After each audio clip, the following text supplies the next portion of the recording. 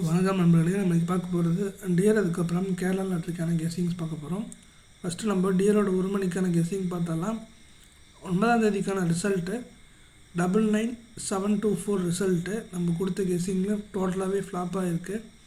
So நம்ம 2 கொடுத்துருந்தோம், ஆனால் ஏசியில் கொடுத்துருந்தோம், ஆனால் பி போர்டு ரிசல்ட்டாக வந்திருக்கு. ஸோ அது ஃப்ளாப்பு தான். சரி, ஓகே. 10ஆம் தேதிக்கான கெஸ்ஸிங்குள்ளே போயிடலாம். ஆல் போர்டில் நமக்கு 2 அதுக்கப்புறம் 0 கிடச்சிருக்கு.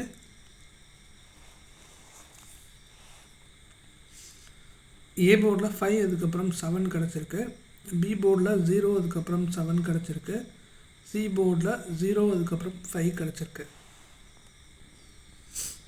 ஏபிபிசிஎஸ்சியில் 5775 0770 கிடச்சிருக்கு.